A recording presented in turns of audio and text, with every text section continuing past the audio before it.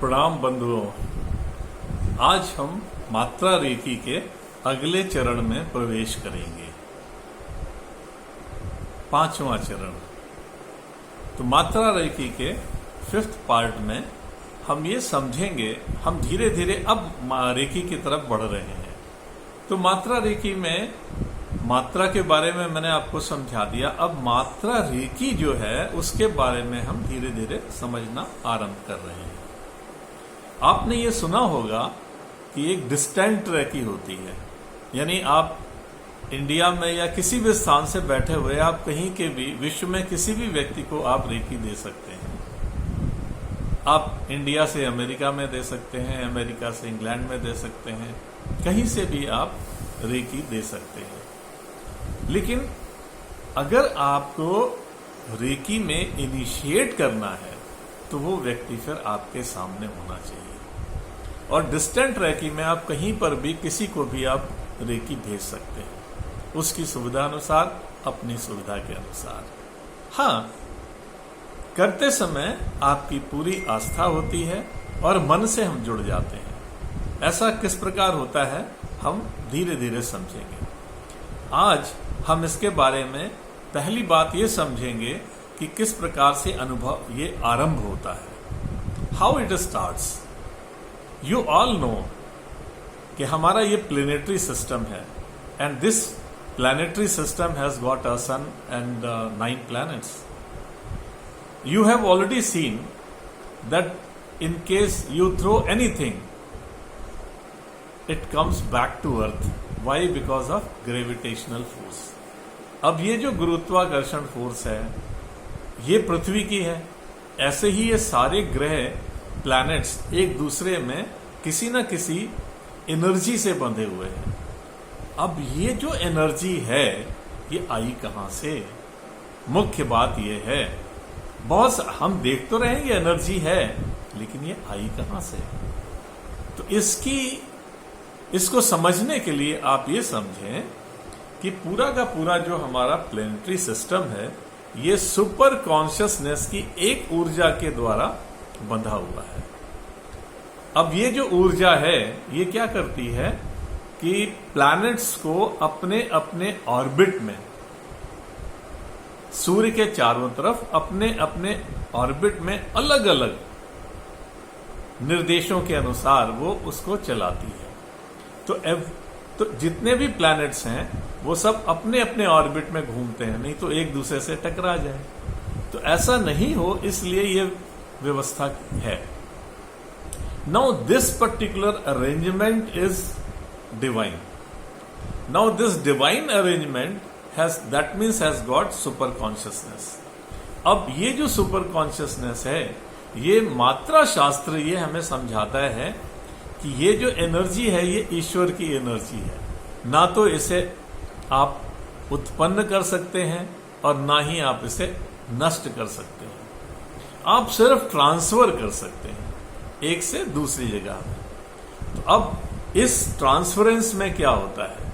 Transfer of energy कैसे होता है? ये ट्रांसफर ऑफ एनर्जी आप कृष्ण भगवान ने गीता में ये समझाया कि ये जितने भी प्लैनेट्स हैं, जैसे एक प्लैनेटरी सिस्टम है, सूर्य है, sun in the centre, and 9 planets are revolving around, ये चारों तरफ घूम रहे हैं। अब हर एक प्लैनेट अपने अपने ऑर्बिट के अनुसार अलग समय लगाता है। So this time period is one particular aspect कि अपने अपने, यानी जैसे आप देख लीजिए अर्थ से निकला है मून, अर्थ का ही एक हिस्सा है जो सैटेलाइट बनकर अर्थ के चारों तरफ घूम रहा है। Now it takes 24 hours, it takes 28 days.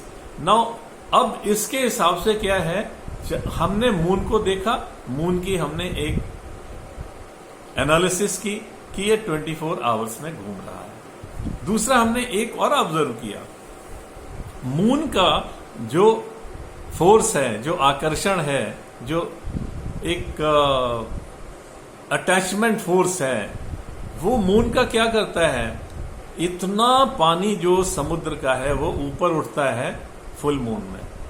तो अभी मून के जैसे वो पृथ्वी के नजदीक आता है या दूर जाता है, उसके हिसाब से यहां पर टाइड आते हैं, जिसको हम हिंदी में ज्वार भाटा बोलते हैं। अब ये जो है ये मून के प्रभाव से हो रहा है।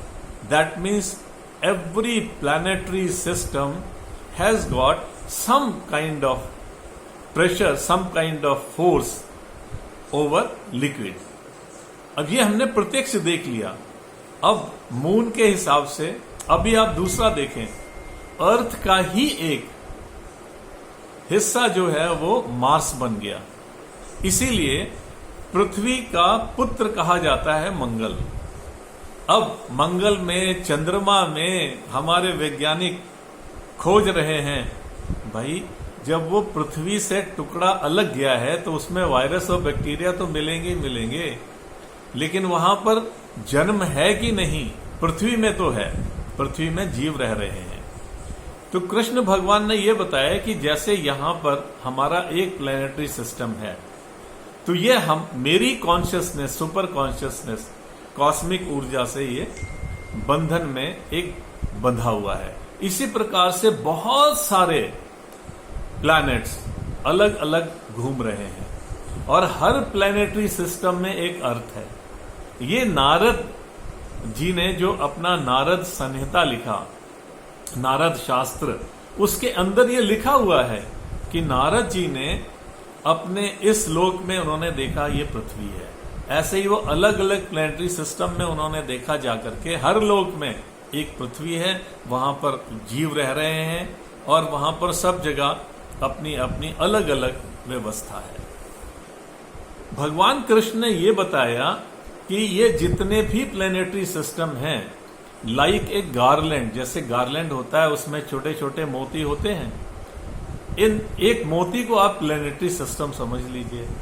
तो अब ये सारे के सारे जो प्लैनेटरी सिस्टम्स हैं, उनको जोड़ने के लिए जो पर्टिकुलर पावर चाहिए, फोर्स चाहिए, या जो भी कॉन्शियस एनर्जी चाहिए, वो एनर्जी उन्होंने बोला मैं हूं। मैं सूत की तरह, जैसे थ्रेड जो है पूरी माला को बांध के रखता है, वैसे ही मैं इन सारे प्लैनेटरी सिस्टम्स को बांध के रखता हूं। And there are so many millions and billions stars and so many planetary systems in universe. अब इन सारे में ये सुपर कॉन्शियस एनर्जी चल रही है। तो ईश्वर ने जब हमारे मात्रा शास्त्र में ये समझाया गया कि ये पूरा का पूरा जो एनर्जी है वो पूरा उनका है, ये एनर्जी माया है। अब अगर ये एनर्जी हट जाए तो प्लैनेटरी सिस्टम समाप्त, खत्म हो गए। अगर ये खत्म हो गए, अब माया क्या है? That is the inseparable energy of God. तो ईश्वर और माया एक साथ हो गए। ईश्वर जो है वो सुप्रीम पावर है और उसके नीचे माया है जो कॉन्शियस एनर्जी है, और वो हर जगह है, हमारे अंदर भी है, आपके अंदर भी है, सभी प्लांट्स में है, सभी एनिमल्स में है, सभी लिविंग बीइंग्स में है।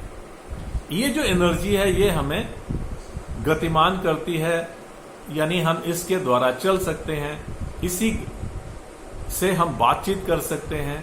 सारे इमोशंस, फिजिकल, साइकोलॉजिकल, ये सब कुछ इस एनर्जी के कारण हो रहा है। और इसीलिए हमारे मात्रा शास्त्र में ये कहा गया कि सत हरि नाम जगत सब सपना। ये ईश्वर एक सत्य है, उसको आप एक नाम कह लीजिए, एक ओंकार कह लीजिए, सतनाम कर लीजिए, सत्य कह दीजिए, कुछ भी कह दीजिए। That one energy is God and that supreme energy has got Maya. So this entire world what we are seeing this is the reflection of Maya. So इसीलिए उन्होंने बोला है कि सत हरिनाम जगत सब मिथ्या। यानी दिस जगत आप देख तो रहे हैं इसको, बट एक्चुअल में it depends only on that supreme conscious. Even if I don't have that supreme conscious, the day I die, I don't have supreme consciousness. So I am gone. My body is still there, but it won't move. It will not talk. It will have no emotions. It will have no reflections. So what it is?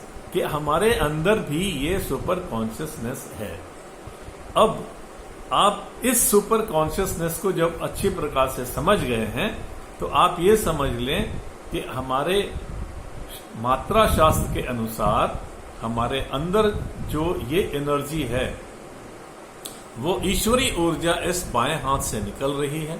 अगर हम इसको अपने heart पर रख दें, हृदय पर रख दें, तो आप इस दाहिने हाथ से आप जहां भी रखेंगे आपके सारे इमोशंस, आपकी सारी फीलिंग्स, सबको आप ऑर्गेनाइज कर सकते हैं, कंट्रोल कर सकते हैं.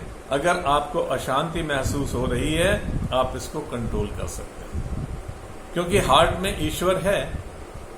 हमारा जो सुप्रीम एनर्जी है वो हमारे हार्ट में है. तो हमारा ये ईश्वरी ऊर्जा का केंद्र है. इससे हमने लिया और दूसरे को हमने एनर्जी दे दी. अब ये energy like supreme consciousness can travel without any time limit. It's instant. अब ये कैसे काम होता है अब हम इसको नेक्स्ट चरण में देखेंगे, यानी मात्रा रेकी के छठे चरण में. अब आज तक के लिए यहीं पर मैं आपसे विदा लेता हूं. नमस्कार, प्रणाम.